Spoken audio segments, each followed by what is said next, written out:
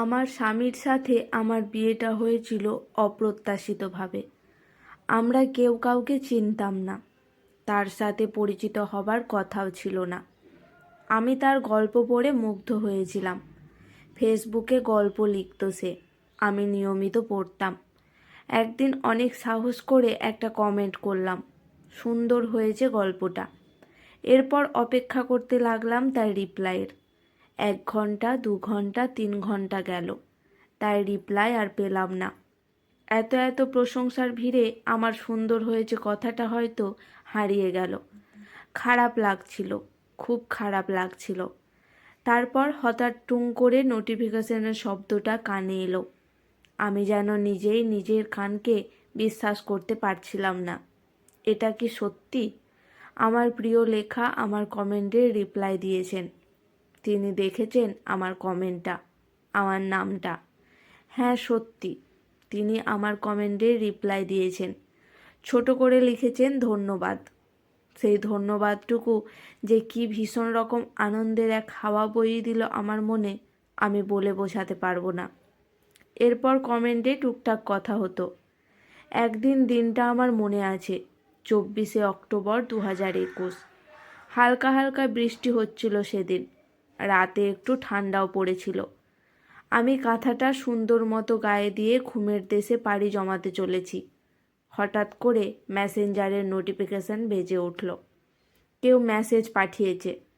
দেখতে ইচ্ছে করছিল না, তবুও গুরুত্বপূর্ণ কোনো মেসেজ কিনা এটাই ভেবে দেখলাম। স্ক্রিনে মেসেজ প্রেরকের নামটা যখন পড়লাম, সত্যি বিশ্বাস করতে পারছিলাম না। সে আমাকে মেসেজ পাঠিয়েছে। এটা কি সম্ভব? এত এত মানুষের ভিড়ে আমাকে চিনে নিয়ে আলাদাভাবে মেসেজ পাঠিয়েছে সে। আমার এত সৌভাগ্য হলো কবে থেকে? তার হায়ের উত্তর অনেক ভেবে কাঁপা কাঁপা হাতে কেবল হ্যালো লিখতে পারলাম। 2 মিনিটের নীরবতা, তারপরই সে সিন করল।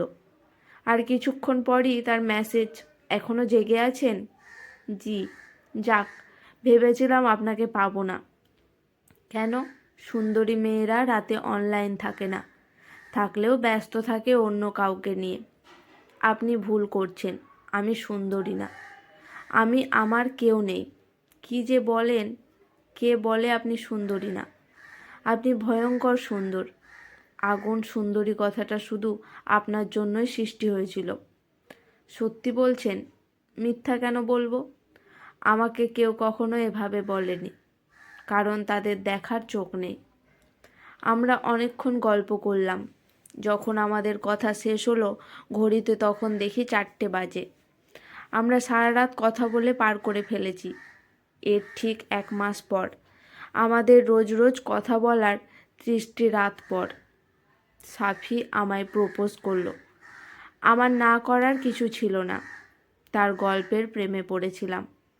তারপর তার কথার, তারপর তার। আমাদের প্রেম চলছিল। বাসা থেকেও তখন বিয়ের জন্য চাপাচাপি করছিল। ওর কথা বাসায় বললাম, রাজি হলো না। বাবা খোঁজ খবর নিয়ে বললেন ছেলের চাকরিটা ছোটোখাটো, ফ্যামিলিও তেমন ভালো না, এখানে বিয়ে না করাই ভালো। আমার কি অবস্থা তখন! আব্বার কথা শোনার মতো অবস্থা আছে? আমি সাফিতে মজে গেছি। একদিন আমরা পালিয়ে বিয়ে করে ফেললাম। বাসা থেকে আমাদের মেনে নিল না। আমি গিয়ে উঠলাম সাফির বাসায়। 2 রুমের ছোট্ট ফ্ল্যাট, ওতেই আমরা সংসার সাজিয়ে নিলাম। ভালোই কাটছিল আমাদের দিন, সুন্দর মতো কাটছিল। 6 মাস যাওয়ার পর আস্তে আস্তে সব বদলে গেল। প্রথম প্রথম বদলটা আমার চোখে পড়েনি, তাহলে হয়তো এই বদলে যাওয়াটা আটকাতে পারতাম। প্রথমে ওর মিষ্টি মিষ্টি কথাগুলো কমে গেল। আগে রাতে আমাকে জড়িয়ে ধরে কথা বলতো, তার বদলে তখন মোবাইলের ভেতর ডুবে গেল। আমি জিজ্ঞেস করতাম, কি দেখো? সে বলতো, নতুন এক গল্প লিখেছি। এখন কমেন্টগুলো দেখছি একটু। আমি বাধা দিতাম না। হাজার হোক, লেখক তো, পাঠকরা তো ওর জীবনের অংশ, তাদেরও তো সময় দেওয়া দরকার। আমাকে বিয়ে করেছে বলে এই জিনিসটা তো তার কাছ থেকে কেড়ে নিতে পারি না, তাই ওকে এ ব্যাপারে বিরক্ত করতাম না। একদিন দেখলাম ফেসবুকে ওর রিলেশনশিপ স্ট্যাটাস হাইড করা। জিজ্ঞাসা করলাম, এমন করলে কেন? বলল, এইটা পাঠক ধরার স্ট্রিক। জানো, ফেসবুকে গল্প পড়ে তো বেশ টিনেজ মেয়েরা, ওরা রাইটারকে নিয়ে একটু ফ্যান্টাসিতে ভোগে। রাইটার বিবাহিত জানলে ওদের ফ্যান্টাসি করতে অসুবিধা হয়, লেখার রিচও কমে যায়। এটুকু বুঝো না কেন? আমি কেন তোমাকে অন্যের ফ্যান্টাসি হতে দেব? প্লিজ এমন করো না। তুমি তো জানো আমার কত ইচ্ছা পপুলার হবার। আমি গল্প লিখে পপুলার হতে চাই। এই জন্য যা করার আমি করব। প্লিজ তুমি এসবে কোনো ঝামেলা করো না। আমি ঝামেলা করি নাই, মেনে নিয়েছিলাম। এরপর ওর আদরগুলো কমে গেল। রাতে ঘুমাবার আগে, সকালে ঘুম থেকে ওঠার পর, অফিসে যাওয়ার আগে, অফিস থেকে ফেরার পর যে মিষ্টি আদরগুলো বরাদ্দ ছিল আমার জন্য, কমে গেল কেন যেন। ওনাকে ভুলে যায়, এমন জিনিস কিভাবে কেউ ভুলে? তারপর ওর কথা বলা কমে গেল। অফিস থেকে এসেই ফোন নিয়ে বিজি।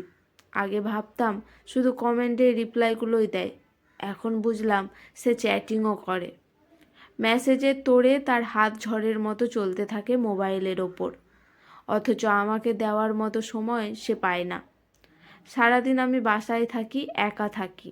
তার সাথে কথা বলার জন্য মনটা ছটপট করে। সে আসে, আমি তার সাথে কথা বলতে যাই, আমার সারাদিনের জমানো কথাগুলো তাকে জানাতে চাই, তার কথা শুনতে চাই। সেই কথার প্রেমে পড়ে তার জন্য পাগল হয়েছিলাম একদিন। সেই কথা শুনতে চাই। সে শুধু কথা বলুক, কোনো গল্প না, সারাদিনের অফিসের কাজের ফিরিস্তি না, কোনো মেঘলা দিনের কবিতা না। সে শুধু পাগলের প্রলাপ বলুক, তবুও কথা বলুক। আমি তার কথা শুনতে চাই, কিন্তু তার সময় হয় না। তারপর একদিন তার ইনবক্স দেখলাম, আমার বুকটা ভেঙে গেল। আমার জন্য যে মিষ্টি কথাগুলো বরাদ্দ ছিল, সেগুলো এখন অন্য অনেকের হয়ে গেছে। আমি অনেক কাঁদলাম। কাঁদতে কাঁদতে তাকে বললাম, তুমি এমন করলে কেন আমার সাথে? সে উল্টে প্রচণ্ড রেগে গেল। রেগে গিয়ে বলল, আমার পার্সোনাল জিনিস তুমি দেখলে কেন? তোমার পার্সোনাল জিনিস? তোমার কি পার্সোনাল থাকতে পারে আমাকে লুকানোর মতো? আমি তোমার বউ। বউ ঠিক আছো, বউকে তো বউয়ের মতোই রেখেছি। তোমাকে কোনো কাজ করতে দিই না, ঘরে পুতুলের মতো করে রেখে দিয়েছি। কোনো কষ্টও দেই না, আত্মসম্মানও করি না। আর কি চাও? তাই বলে তুমি অন্যদের সাথে এইভাবে কথা বলবে? শুনে রোজ রোজ একই জিনিস খাইতে ভালো লাগে না। রোজ রোজ একই বউয়ের সাথে কথা বলতেও ভালো লাগে না। অন্য মেয়েদের সাথে কথা বলতেছি, এটা আমার আনন্দ, আমার শখ। এই শখটা কেড়ে নেওয়ার অধিকার তোমার নাই। আর শুধু কথাই তো বলছি, অন্য কিছু তো করছি না। এত জলে কেন তোমার? আমি অবাক হয়ে গিয়েছিলাম ওর কথাগুলো শুনে, কিন্তু সেই অবাক হওয়া পর্যন্তই। আর কিছু করার ছিল না। আমি অসহায়ের মতো পড়ে পড়ে কাঁদলাম। সে বিরক্তিতে মুখ ফিরিয়ে নিল, আর কিছুই বলল না। এরপর আমাদের জীবনটা গতানুগতিকভাবেই চলতে লাগলো। সে তার মতো থাকে, আমি আমার মতো। কোথায় যাওয়ার জায়গা ছিল না আমার।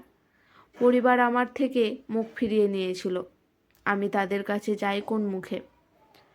আমরা সংসার করি আগের মতো, কিন্তু আগের সে প্রেমটা আর আমাদের মাঝে রইল না। এর কিছুদিন পর তার মধ্যে আরেকটা বদল লক্ষ্য করলাম। অফিস থেকে ফিরেই কেমন উদাস থাকে। মোবাইল চালায় ঠিকই, কিন্তু তার মধ্যে কেমন একটা আনমনা ভাব।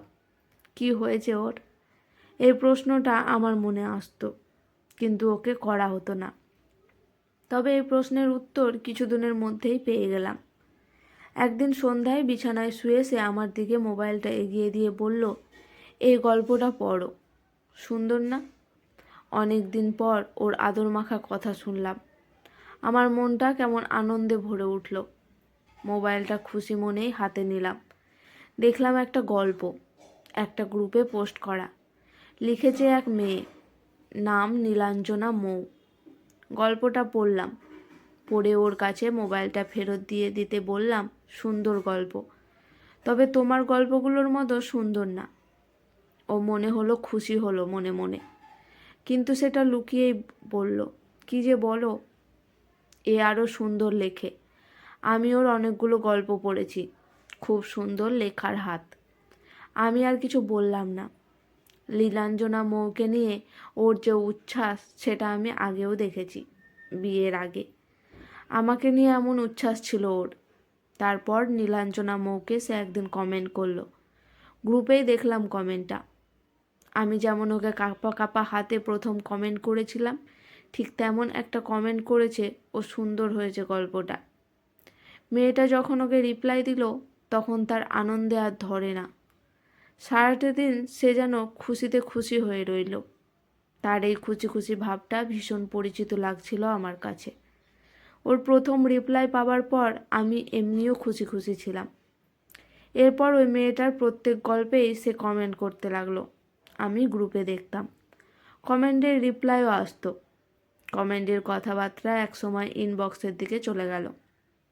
ওদের ইনবক্সের কথাগুলো দেখতাম, আমাকে বলা মিষ্টি কথাগুলো, যেগুলো এতদিন অন্য অনেকের মাঝে বিলানো হয়েছে, সেগুলো এখন শুধু একজনের জন্যই বরাদ্দ হয়ে গেল, মৌ মেয়েটার জন্য। মৌয়ের সাথে তার চ্যাটিং বাড়তে লাগলো। বিয়ের আগে আর পরে আমি সফিকে নিয়ে যেমন অবসেসড ছিলাম, সেই অবসেশনটা আমি সফির মধ্যে দেখতে পেলাম মৌকে নিয়ে। সারা রাত ও কথা বলতো মৌয়ের সাথে, অন্য মেয়েদের সাথে তার কথা বলা বন্ধ হয়ে গেল। আর আমি তো অনেক দিন থেকেই অনেক দূরের মানুষ তার। মাঝে মাঝে শারীরিকভাবে কাছে আসার ছাড়া অন্য কোনো সম্পর্কই ছিল না আমাদের মাঝে। এর মধ্যে বইমেলা এলো। সাফির প্রথম বই বের হয়েছে, কিন্তু ওর বইয়ের কাটতি কমতে গেল মৌয়ের বইয়ের কাছে। মৌয়ের বউ যখন বইমেলায় বেস্ট সেলার, ফেসবুকেও তার গল্পের রিচ সাফির থেকে অনেক বেশি। সাফির কি এ নিয়ে কোনো আফসোস আছে? বোঝা যায় না। সে তখন যেন পুরো ডুবে আছে মৌতে। এরপর মৌয়ের সাথে সাফির প্রথম দেখা হবার সুযোগ চলে আসলো।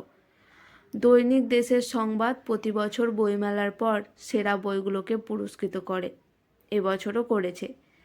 এবছর তারা বর্ষসেরা সেই বই নির্বাচন করে নীলাঞ্জনা মৌয়ের বই পুষ্পিতার গল্পকে, আর সেরা নবগত লেখক হিসেবে নির্বাচন হয়েছে সাফি আর নীলাঞ্জনা মৌ দুজনেই। পুরস্কার বিতরণ অনুষ্ঠান 23শে মার্চ। সাফি সেই অনুষ্ঠানে যাবে, মৌয়ের সাথে দেখা হবে তার। অনুষ্ঠানের দিন সাফি অফিস গেল না, সারাদিন অনুষ্ঠানে যাওয়ার প্রস্তুতি নিল। বিকেলে একটা সুন্দর শাড়ি কিনে নিয়ে আসলো। আমি বললাম, এটা কি আমার জন্য? ও বলল, না, আমার এক বন্ধুর জন্য। সাফি, জানো না, তার বন্ধুটিকে তো আমি চিনি, লীলাঞ্জনা মৌ। তাদের ইনবক্সের কথা দেখা হয়ে গেছে আমার। আমি এতদিন চুপ করেছিলাম, আর পারলাম না। চিৎকার করে বললাম, কোন বন্ধুর জন্য এনেছো তা তো জানি, নীলাঞ্জনা মৌয়ের জন্য, তাই না? বন্ধুর জন্য শাড়ি কিনে নিয়ে যাচ্ছ, বইয়ের জন্য এমন শাড়ি কিনেছো কোনো দিন? সাফি বলল, চুপ করো। কেন চুপ করব বলো তো সাফি? আমরা প্রেম করে বিয়ে করেছি, তোমার জন্য আমি ফ্যামিলি রিলেটিভ সব কিছু ফেলে চলে এসেছি, অথচ তুমি আমাকে ফেলে বাইরের একটা মেয়ের সাথে ঘুরছো। এটা কি ঠিক সাফি? বলো ঠিক? সাফি বলল, প্লিজ চুপ করো। আমি চুপ করব, তবে ওই মৌ মেয়েটার সাথে কথা বলা বন্ধ করে দিতে হবে। আমি পারবো না, তাহলে জানবো তোমার মতো অসভ্য ইতর আর একটাও নাই। সাফি আর কিছু বলল না, ঠাস করে একটা চড় বসিয়ে দিল আমার গালে। আমি ভাবতেও পারিনি আমার সাথে কখনো সে এমন করতে পারে। অবাক হয়ে তার দিকে তাকিয়ে রইলাম। সে আমাকে শক্ত করে ধরে বলল, আমি কই যাই, কি করি, কার সাথে শুই, এগুলো তোর দেখার ব্যাপার না। আমি আমার লাইফে নিজের মতো চলবো। তুই আমারে কিছু বলার কে? বাড়ির বউ বাড়ির বউয়ের মতন থাকবি, জামাইয়ের ওপর খবরদারি করতে আসবি না। সে চলে গেল অন্য ঘরে। আমি অনেক কষ্টে কান্না আটকালাম। সন্ধ্যায় সাফি খুব সুন্দর করে তৈরি হলো। ওর সবচেয়ে সুন্দর পাঞ্জাবিটা পরল, সবচেয়ে দামি ঘড়িটা পরল, সবচেয়ে সুঘ্রাণের পারফিউমটা মাখলো গায়ে। এরপর মিষ্টি এক গানের লাইন গুনগুন করতে করতে চলে গেল বাইরে। আমাকে কিছু বলল না, কিছু বলার প্রয়োজনও মনে করল না। আমি তখন কেউ না ওর জন্য। আমি আর পারলাম না, কাঁদলাম, অনেক কাঁদলাম। তারপর বাথরুমে গিয়ে ফ্রেশ হয়ে এলাম। আমার আজকে অনেক কাজ করা বাকি। আলমারি থেকে শাড়িটা বের করলাম, আমার প্রিয় ব্ল্যাক কালার শাড়িটা। প্রিন্সেস ডায়না যখন জানতে পারে প্রিন্স চার্লস তার সাথে প্রতারণা করেছে, তখন তিনি কালো রঙের এক গাউন পরেছিলেন। এরপর তার রূপচর্চাকারীদের বলেছিলেন তাকে সবচেয়ে সুন্দর করে সাজাতে, যাতে পৃথিবী বুঝতে পারে চার্লস কী হারালো। আমিও আজকে সাজবো, সবচেয়ে সুন্দর করে সাজবো। সাফি আমাকে এতটাই অবহেলা করেছিল যে তার পাশে শুয়ে আমি কি করছিলাম, কার সাথে মেসেজিং করছিলাম, সেসবের দিকে একবারও ফিরে দেখেনি। সারাদিন আমার কিভাবে কাটে, আমি কি করি তার কোনো খোঁজ পর্যন্ত নেয়নি। সে এতটাই মজে গিয়েছিল নীলাঞ্জনা মৌয়ের মাঝে যে কখনো জিজ্ঞাসা করার প্রয়োজনও মনে করেনি কেন মৌ কখনো তার আসল ছবি ব্যবহার না করে ফেসবুকে, কেন মৌয়ের অপ্রকাশিত বইয়ে তার কোনো ছবি নেই, কেন মৌ তাকে কোনো ছবি দিতে চাইতো না, কেন মৌ রাতে কল দিতে মানা করত, কেবল সকালে অফিস টাইমে কল দিত সে, কেন মৌয়ের কল আর অডিও মেসেজগুলোতে তার কণ্ঠ এমন চাপা চাপা ভাষা ভাষা শোনাতো, যেন সে তার আসল কণ্ঠ ঢাকতে চাইছে। এসব কিছুই জানার প্রয়োজন মনে করেনি সে শুধু মৌয়ের সাথে বলেই খুশি ছিল, আর কিছু লাগতো না তার। আজ যখন সে পুরস্কার বিতরণ অনুষ্ঠানে আমাকে দেখবে তখন তার কেমন লাগবে। আমি নীলাঞ্জনা মৌ যখন তার অসহ্য খারাপ ব্যবহারগুলো মানুষের সামনে বলবো, তখন তার মুখের ভাবটা কেমন হবে আমি জানবো, সব জানতে পারবো। আর মাত্র কিছুক্ষণের অপেক্ষা। আজকের গল্পটা কেমন লাগলো অবশ্যই কমেন্ট করে জানাবেন।